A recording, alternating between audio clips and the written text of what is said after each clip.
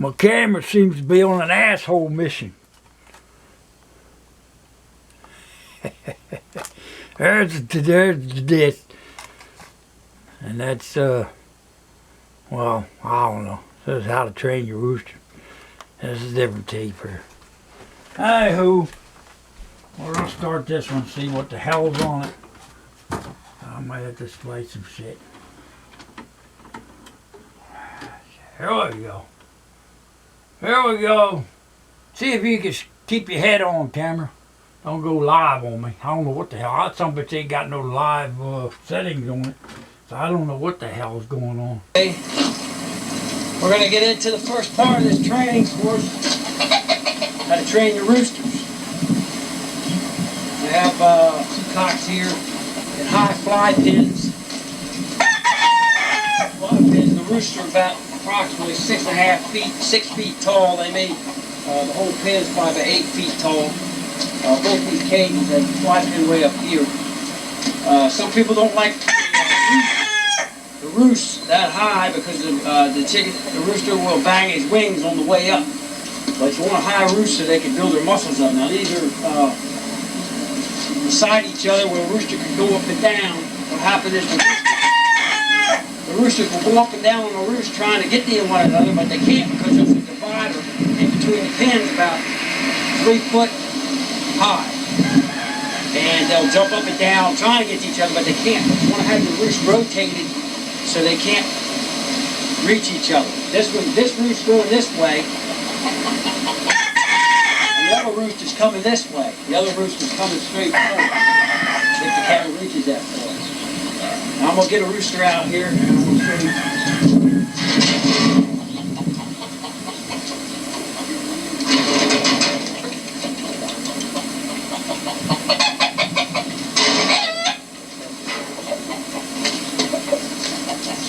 Okay, the cock seat pins are in the door in there where you can go right in. And this is about 3 foot high almost, maybe 32 inches. Step over into it, and it comes up that high on all sides. It has wire on the back side. You want a heavy wire like this. You don't want to use that light chicken mess because they can go right through it. And it'll rust these. This stuff is thick, 14 gauge or 12 gauge, 2x4 fencing wire to build these pins. Okay? Now to show you how we're going to train these roosters, we're going to start. See, some of these roosters you don't have to do a whole lot to. They'll do it themselves. Now you can take and trim these roosters up, trim the hair off their tails. You can trim this hair up here. So it keeps them a little cooler, you know, the air, the less feathers, the more. You don't want to trim these. You don't want to trim the wing feathers. I wouldn't trim the neck feathers. It is May and it's going to start getting warmer. They'll lose their tails and they'll go into molt after, say, June, July, August, and then they'll screw them back in by August, October, November. He's been beaten up against it. If you can look, you can see he's got his leg here because he's been beaten up against the wire in there. Now, in some cases, you're not going to be able to stop that. Some of these birds are so aggressive that they will do that. This is a nice little patch bird. Good health.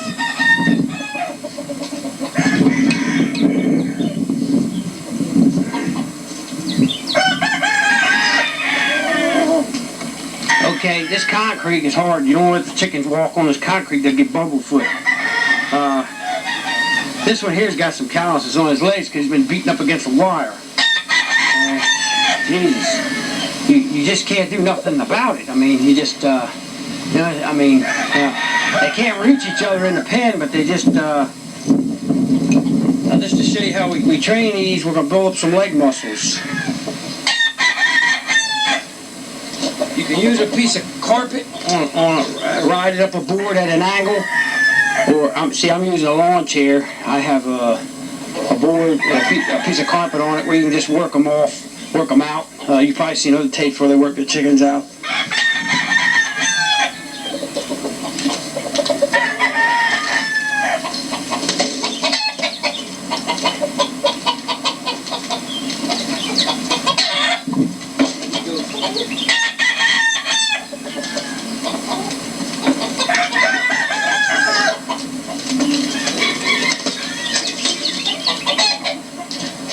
this will go on. We're going to take this bird, build the wing muscles up.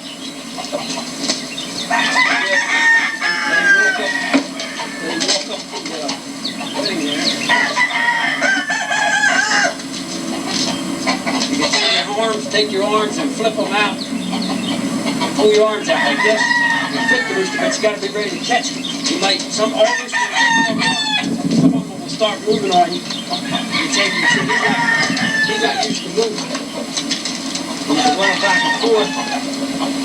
Run back and forth like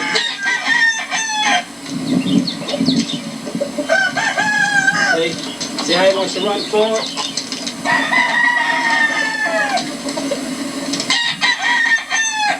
This is basically a stag bird here.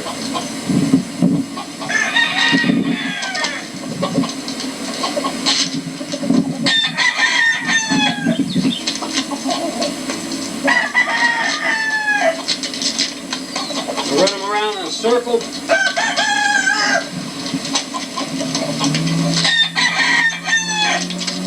Do this for 5 or 10 minutes. Increase it for 10 or 15 minutes. The fourth or fifth day, and you will notice the difference in their stamina. You work them till their beaks open up. Their beaks will start opening up. They'll start getting tired.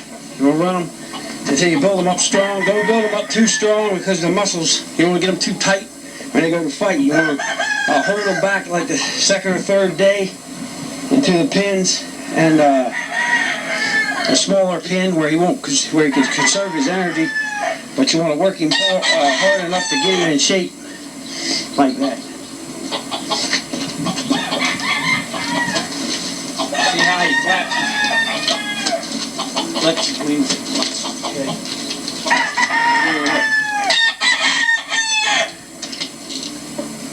Okay, I'm going to get another rooster out here. Another one. Okay, the bird I have now,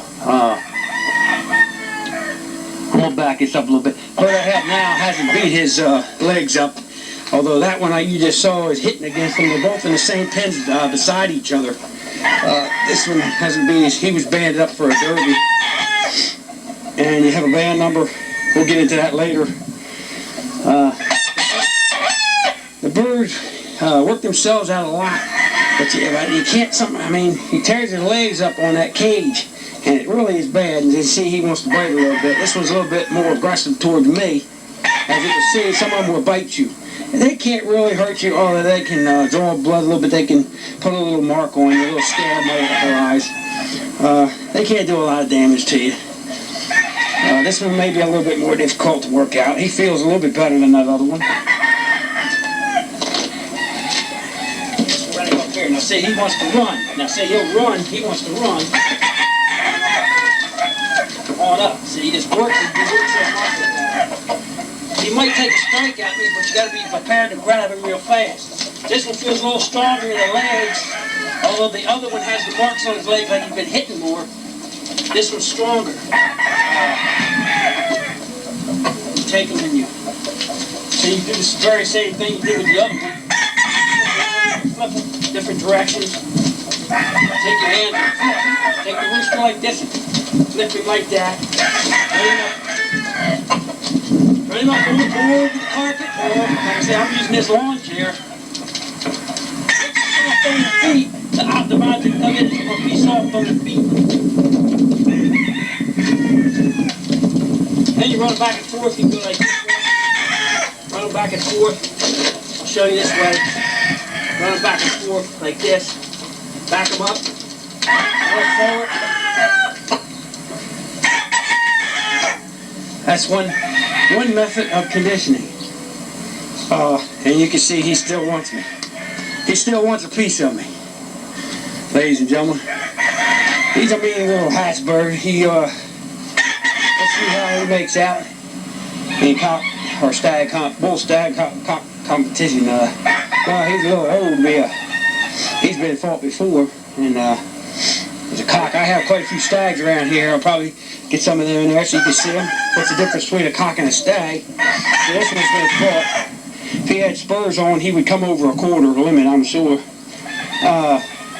You have nickel stag derbies, dime stag derbies. That needs to take a coin, a nickel, or a dime, stick it up to their gaff, and if it's higher than that, they can't fight them in that category. If it's a dime stag derby, it can't be no higher than a dime limit. If it's a nickel stag derby, it can't be no higher than a nickel. Like I said, a bull stag, 18 months, maybe a cockbird, 2-year-old cockbird. You can take these birds, if you got them on a string walk, say on a tie cord. I'll try to show you that here. Okay, ladies and gentlemen, I'm not going to be able to talk to you because I'm going up about 30 feet. So I can put them on this tie cord and I can show you, you can work them real good because you can throw them up in the air and they can't get away from you. You can still hang them on the rubber tie cord is good. This one's not rubber, but they do come in a rubber cock or stag hitch. You can find them in the Gamecock magazine or any other advertisements that people sell these things. It's usually a stake with a little rope and a hitch on the end of it, hook onto his leg. For a stag, you want to use a stag hitch. They're closer together. For a cock hitch, they're built for the size of the leg and the size of the spur. I'm going out here now, and you can.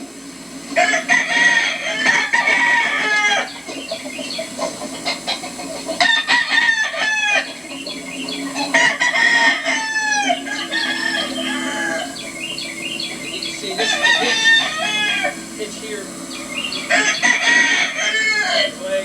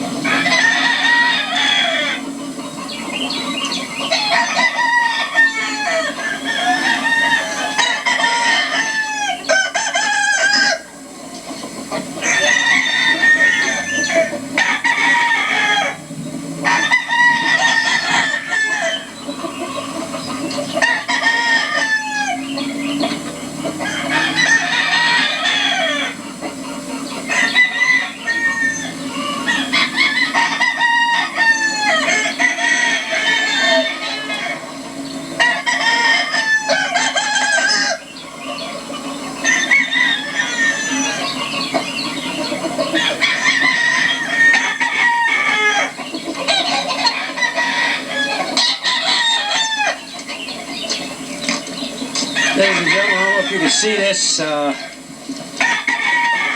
This is a stake for twist in the ground. It's like a dog, a stake that would hold a dog. And the gamecock stake is a straight pole that goes down about this height. I use these because they go in the ground, they twist in the ground, and they're stronger. Just put the little hits on them. Some of them are built with a stick. Some of these things, this is a rope tie cord. Approximately 6 feet or 7 feet. You can buy rubber tie cords. I have some of them. I can show you them. And the rubber tie cords stretch, which don't yank their legs, don't put a lot of shock on their leg muscles. As you can see, it's a little hitch here. This is a cloth hitch. Some people don't like to use these. Some people like to use the leather hitches. These aren't bad though. They work. As you can see, I don't know if hold it up high enough. And that's basically all it is. You can put them on a hitch. And if you train them this way, put them on a hitch, you can actually roost them this way. You can put them on a barrel. You put a 4x4 in the ground, hang a barrel on it where they can jump up in it, say about 5 feet high. I'm going to show you the other hitches. I have them. Okay, ladies and gentlemen, the other hitches I was telling you about, the rubber tie cord. The stretchable rubber. You can see this little hitch on it. I have the same leather hitch on it here. I mean the same cloth hitch. It's not the leather hitch. It's the rubber tie cord with the. You can make these yourself. You can buy these in a quantity. Buy this rubber stuff in a roll, and to make your own hitches, you need a couple tools to do it.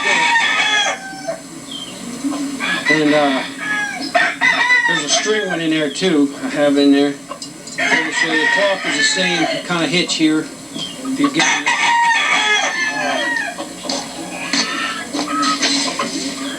this is a roll of now when you're training these birds, you want to run some I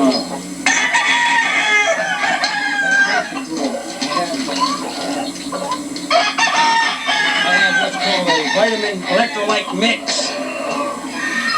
It comes in a packet, $5 a packet. It's a lot of, some of the fights you can buy it at, they'll have a table set up. Either you can order it out of the magazine. It has different, all kinds of vitamins in it. It's a vitamin mix, especially for poultry. Mix it up in the water. This, you can put it in your feed or the water. This will do approximately 128 gallons water or like 500 pounds of feed per packet. This is an 8-ounce packet of Vitamix. Here's the kind of cups we use to put water in, or you can have the quart-sized cups. These are pint-sized cups. Make sure they get their nutrients. I have a couple birds inside. The family birds are too sore. They came back from the fight. I give them this a few days intervals within 7 to 9 days. Just in case they pick up anything. This is a terramycin, called the terramycin antibiotic. And I bring them back from the fights. They come back from the fight, I give them this, I pour this into the water, a slight bit, maybe half a teaspoon, or a teaspoon in a gallon of water, and mix it up. It says here 200 to 400 milligrams per gallon of water. Does 5 to 10 stock. Terramycin. You want to have this. Also have, I have what I use sometimes is some poultry, some cattle, something. It's like a potassium. You don't have to use a lot of this. Use too much of this, sodium chloride and stuff like this. Dextrose, just a little bit of this. Very minute amount in a jug, maybe half a teaspoon, a gallon of water. Once every 10 days you can do that. You can give them nutrients.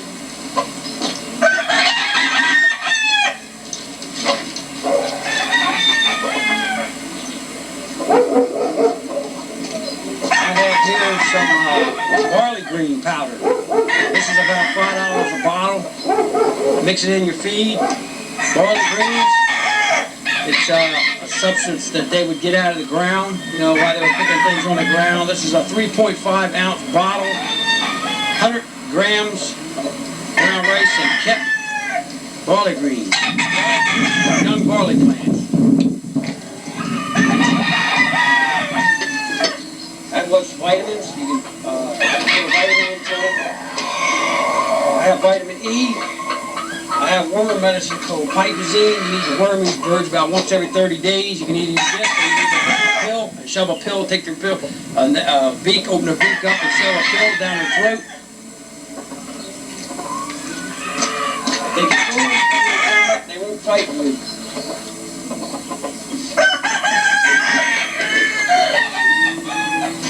This is a bottle of vitamin D complex. You give them a shot of vitamin D. Take a syringe, draw out about a half a cc, and give us a shot in the breast or around by the leg area, at the top of the leg area. Comes in a bottle. You can buy this at Southern State, C&G Tractor, any places like that. Any agricultural, anybody that sells farm equipment will probably have this item. It can be refrigerated, but it says it's stored at room temperature.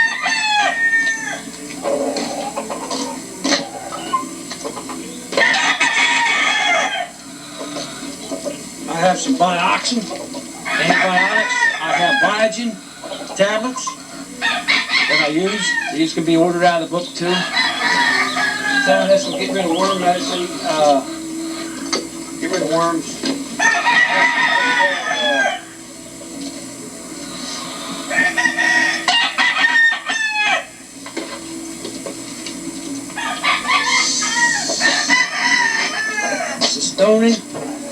Stoning. I have Tylen 50 injectable antibiotic. You can buy this in a store, use this as directed. Your birds, this is surely enough to do a hell of a lot of birds. Tylen 50, I recommend it.